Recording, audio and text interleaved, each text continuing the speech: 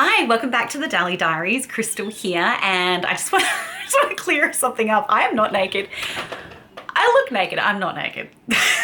Sorry if that's disappointing. If you want to pretend I'm naked, that's fine. If you haven't been here before, welcome. I'm so glad you found me.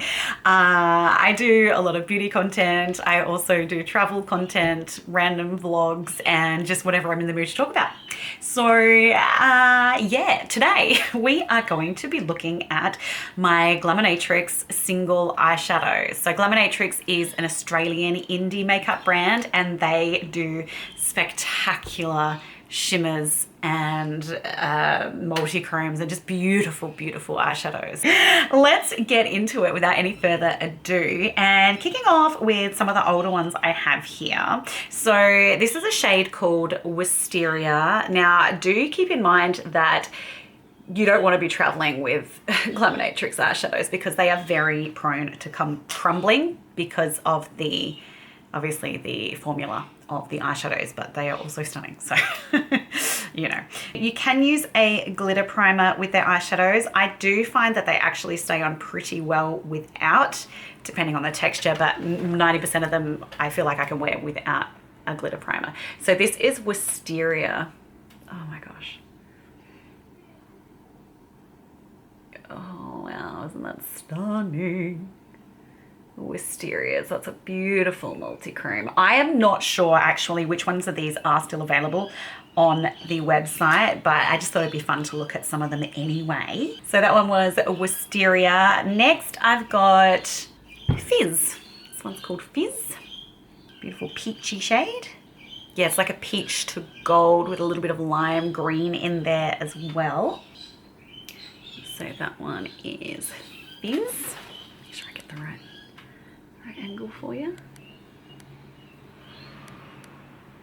I love that it kind of looks nude and then it catches the light and it's just really pretty.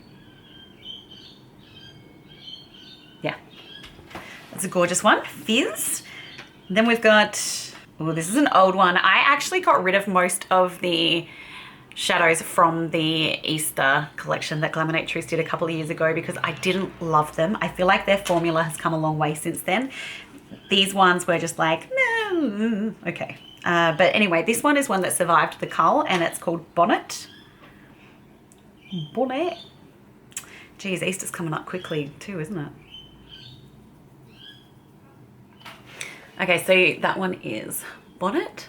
So it's still really pretty, but you can see that they don't have anywhere near the same intensity of shine on them as the other ones do. It's still very pretty, like mauve to sort of a soft pink shift and a little bit of kind of a golden shade in there. So it is pretty, but yeah, I don't think those are even available anymore, so can't be picking that up anyway. So next up, moving into some of the, they had those little like animal themed collections and I picked up a few from those. The first one being the shade Canary. I did think that this was going to be more of like a brighter green when I saw it on the website, but it's actually quite subdued. It is really nice though. So this one's Canary. It is really pretty. Look at the shine. I mean, the shine is really impressive. So it's a pretty kind of soft green color, a yellowy green. Yeah. The shine. Beautiful. So Canary, then, oh, this one isn't from the Creatures collection. This one is another survivor from the Easter collection. I feel like they need to form a support group. Because, yeah, they survived the Easter eyeshadow cull. This shade is called Candy Egg. I don't know if I said that. Probably did. Again, that's a pretty one. Candy Egg.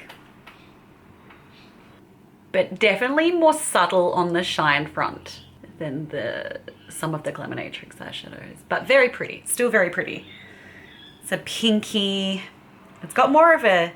It's almost got like a hot pink base under it with some peach and gold there. Then more from the Creatures collections. This one is called Panda. And so the next couple are for the cool tone lovers. I hardly ever wear it. I'm definitely more of a warm tone girl. But having said that, I mean, look how pretty it is. Look at that shine. Oh, it's a real kind of silvery.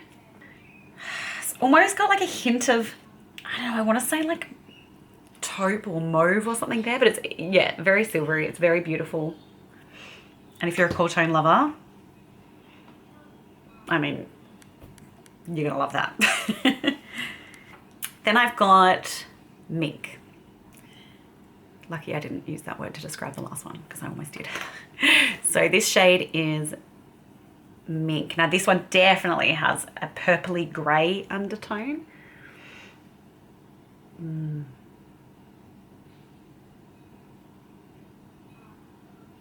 Very pretty. So that's Mink. And then I've got Kitten. I did think when I ordered this on the website that it would be, again, I thought it would be a little bit more pinky or purpley. I thought it would be slightly more colourful, but the shine on it again is next level. It's really beautiful. Just let me make some room. I'm running out of room here. I got one hand, guys. Well, no, that's not true. I've got two.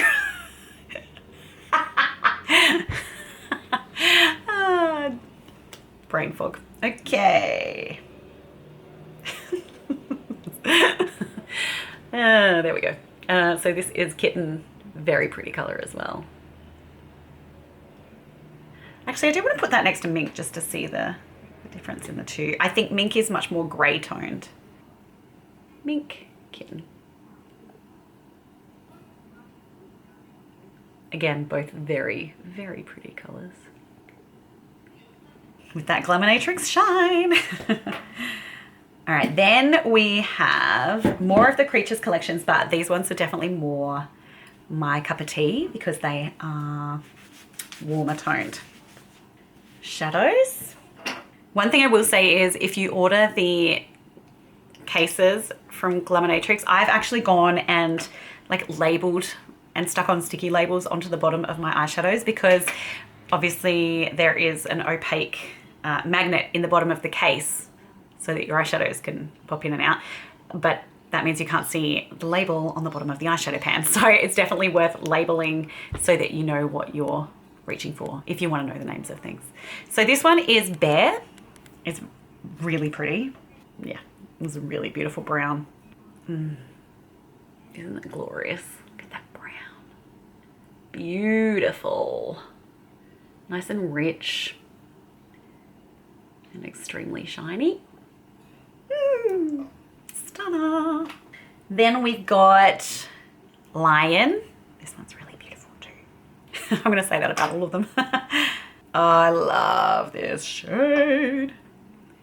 Lion. A lighter brown, more goldeny brown, so pretty. And again with that shine. Okay, then we've got Fox. Fox is an absolute stunner, one of my faves. When it first arrived, it came smashed to smithereens, but they sent me another one. Fox. Oh, she's a beauty. Big, big fan of Fox. Just straight up gorgeous. Look at that. Look at that. Okay, I'm just going to do a quick battery change. I'll be right back. Oh, see? Still wearing clothes. Alrighty, battery change so we can power on through these little beauties. Next up, we have got, okay, these are the newest ones I've picked up. And I'm a little bit obsessed with them so far. I'm actually wearing them today on my eyes in conjunction with the Glaminatrix Rich Romantic palette. So I've got the mattes on from this palette and then I have got the new sparkly single shadows that I picked up. So let's talk about the ones I'm wearing first. We have got Fireworks. So this is Fireworks. Oh, it's so iridescent. Look at that, so beautiful. Absolutely gorgeous. It goes from sort of a skin color, like a taupey shade, to this beautiful kind of ultraviolet. It's the one I'm wearing in my inner corner, and when the light hits it, that violet's just beautiful. So stunning. So that was Fireworks. Then I've got the other one I'm wearing today, which is Admirer. Don't mind if we do. And this one is, it's a stunner. It's definitely got a really nice pink base to it, which I love. There's not that many, I feel like there's not that many shimmery colors in this type of pink. So I am loving it. Admirer, look at it. Isn't it stunning? Yes, it is. That was rhetorical. And that's what I have on my lid today. Then we have got, oh no, now we're running out of memory card. I can fix that, because this is the second video I filmed today. Then we have got the shade Jelly Bean. Now, Jelly Bean is very similar to one of the single shadows from Odin's Eye. I forget the name of the eyeshadow. I'll try and remember and pop it up. So yeah, Jelly Bean is like a white gold. It's flakier than a lot of their other shadows, and it just reminds me so much of the Odin's Eye one. In fact, they're almost exactly the same, but that one there is a Jelly Bean, which does look like a white jelly bean. Could eat one of those right now. Yum. Except most jelly beans have gluten in them, which is very sad for me, a jelly bean lover. Although I think the Jelly Belly jelly beans are gluten-free. If you know, please confirm. Okay, we've got 3 to go. Next up is the shade Festive. That's this little beauty. Festive. And this is a beautiful, like, multi-chrome sparkler. It has a hint of purple, a hint of pink, a little bit of like a more neutral undertone, and then you can definitely see green on the camera. Like, yeah, it's so pretty. I really like it. Look at the colors. Unbelievable. Then we have got the shade Celebration. So I know this one. These last few are definitely on the website at the moment. Celebration's stunning as well. Okay, so Celebration has a bit more blue to it, but it's like almost a warm browny gold base. So this is Celebration. So pretty. Celebration. I love that one. I love that one. Someone who likes wearing warm shades. Stunning. And then this one is, I believe this is out of one of the little the little monochrome 6-pan palettes. 6-pan palettes that they did. And those ones are on sale at the moment as well. But this is the shade Firefly. And this is what I wish the shades in the Natasha Denona Golden palette were. Look at the metallic saturation on that. It's so lovely. Like this really orangey brown, like bronze. They're just stunning. I couldn't be more thrilled with my singles. I love them. They're so beautiful. Definitely recommend checking out Glaminatrix Cosmetics if you're in the market for some indie eyeshadows. If you're looking for amazing shine, sparkle, and dimension, I think you'll really love them. They're beautiful.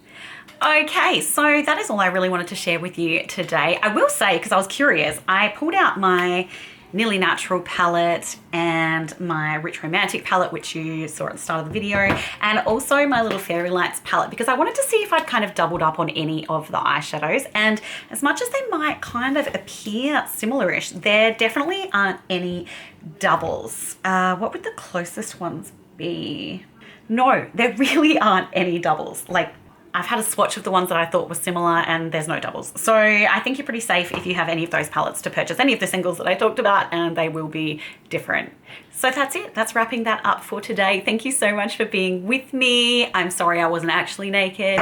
I hope you enjoy your day or night wherever you are in the world. And I really hope to see you again here soon for whatever content decides to pop up. I like to mix things up. Please subscribe before you leave so you can find me again. Bye.